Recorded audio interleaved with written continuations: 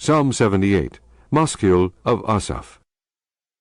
Give ear, O my people, to my law. Incline your ears to the words of my mouth.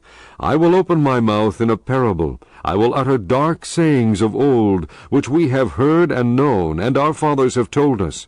We will not hide them from their children, shewing to the generation to come the praises of the Lord, and his strength, and his wonderful works that he hath done.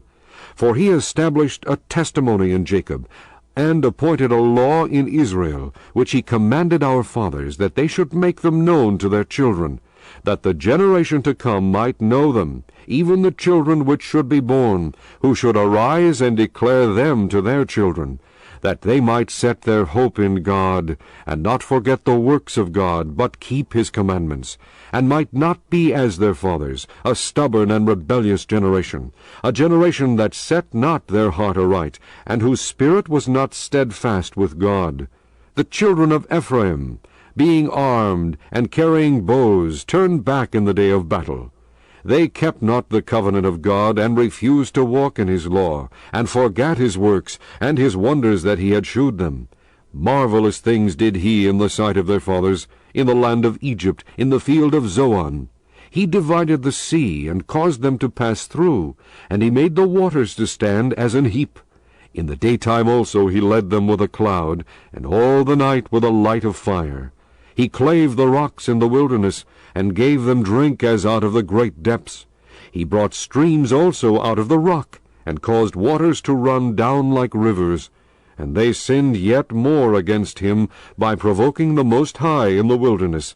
And they tempted God in their heart by asking meat for their lust. Yea, they spake against God. They said, Can God furnish a table in the wilderness? Behold, he smote the rock, that the waters gushed out, and the streams overflowed. Can he give bread also? Can he provide flesh for his people? Therefore the Lord heard this, and was wroth.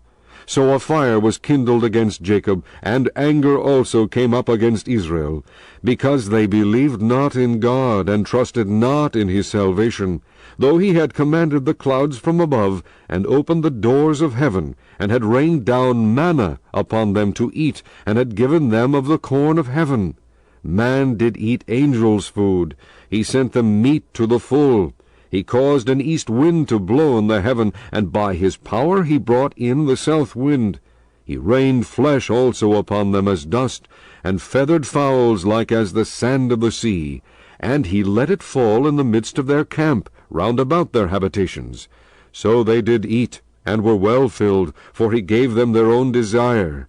They were not estranged from their lust, but while their meat was yet in their mouths, the wrath of God came upon them, and slew the fattest of them, and smote down the chosen men of Israel.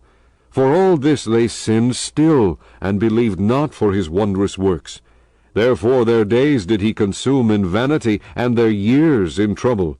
When he slew them, then they sought him, and they returned and inquired early after God. And they remembered that God was their rock, and the high God their Redeemer. Nevertheless they did flatter him with their mouth, and they lied unto him with their tongues. For their heart was not right with him, neither were they steadfast in his covenant. But he, being full of compassion, forgave their iniquity, and destroyed them not. Yea, many a time turned he his anger away, and did not stir up all his wrath. For he remembered that they were but flesh, a wind that passeth away, and cometh not again. How oft did they provoke him in the wilderness, and grieve him in the desert? Yea, they turned back, and tempted God, and limited the Holy One of Israel. They remembered not his hand, nor the day when he delivered them from the enemy.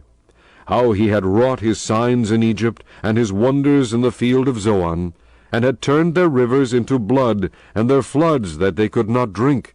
He sent divers sorts of flies among them, which devoured them, and frogs which destroyed them. He gave also their increase unto the caterpillar, and their labor unto the locust. He destroyed their vines with hail, and their sycamore trees with frost. He gave up their cattle also to the hail, and their flocks to hot thunderbolts. He cast upon them the fierceness of his anger, wrath, and indignation, and trouble, by sending evil angels among them. He made a way to his anger. He spared not their soul from death, but gave their life over to the pestilence, and smote all the firstborn in Egypt, the chief of their strength in the tabernacles of Ham, but made his own people to go forth like sheep, and guided them in the wilderness like a flock. And he led them on safely, so that they feared not. But the sea overwhelmed their enemies. And he brought them to the border of his sanctuary, even to this mountain, which his right hand had purchased. He cast out the heathen also before them, and divided them an inheritance by line, and made the tribes of Israel to dwell in their tents. Yet they tempted and provoked the Most High God, and kept not his testimonies, but turned back and dealt unfaithfully like their fathers. They were turned aside like a deceitful bow. For they provoked him to anger with their high places, and moved him to jealousy with their graven images.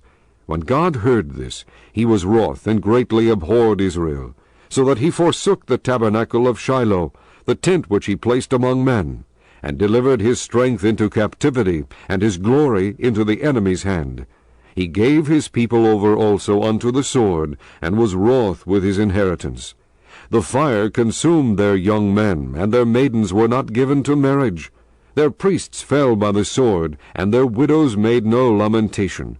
Then the Lord awaked as one out of sleep, and like a mighty man that shouteth by reason of wine. And he smote his enemies in the hinder parts. He put them to a perpetual reproach. Moreover, he refused the tabernacle of Joseph, and chose not the tribe of Ephraim, but chose the tribe of Judah, the Mount Zion which he loved. And he built his sanctuary like high palaces, like the earth which he hath established forever. He chose David also his servant, and took him from the sheepfolds. From following the ewes great with young, he brought him to feed Jacob his people, and Israel his inheritance. So he fed them according to the integrity of his heart, and guided them by the skillfulness of his hands.